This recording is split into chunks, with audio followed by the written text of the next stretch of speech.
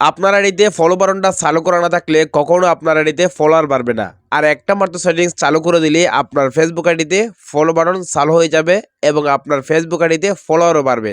কিভাবে চালু করবেন চলুন আমি আপনাকে দেখিয়ে দিচ্ছি। আসবেন আপনার ফেসবুক আইডির মধ্যে বাম দিকে পেয়ে যাবেন 3 মেনু, আপনি এখানে ক্লিক করবেন, এখান থেকে স্ক্রল করে নিচে আসবেন, এখানে পেয়ে যাবেন সেটিংস এন্ড প্রাইভেসি, আপনি এখানে ক্লিক করবেন, উপরে পেয়ে যাবেন সেটিংসে ক্লিক করবেন। তারপর এখান থেকে আপনি যে কাজটা করবেন স্ক্রল করে এখান থেকে নিচে আসবেন, নিচে আসার পর এখানে একটা অপশন পাবেন যে how people fund in contact দেখতে পাচ্ছেন, আপনি এই অপশনটাতে ক্লিক করবেন। তারপর এখান থেকে পেয়ে যাবেন who can send you friend request, এখানে ক্লিক করে অবশ্যই এটা আপনার অন করে দেবেন। যদি আপনি অনটা করে দেন তাহলে কেউ আপনাকে ফ্রেন্ড রিকোয়েস্ট পাঠাতে পারবে না, সবাই কিন্তু আপনাকে ফলো করবে, আপনার ফলো বাটনটা চালু হয়ে যাবে। সেভে ক্লিক করে দেবেন, এখান থেকে বের হয়ে চলে আসবেন, এখানে পেয়ে যাবেন ফলোয়ার অ্যান্ড পাবলিক কন্টেন্ট দেখতে পাচ্ছেন একটা অপশন, এখানে ক্লিক করবেন। তারপর এখান থেকে হু ক্যান ফলো মি, এটা অবশ্যই আপনারা পাবলিকটা সিলেক্ট করে দেবেন। এবার এখান থেকে বের হয়ে চলে আসবেন, আপনার প্রোফাইলের মধ্যে ঢুকবেন।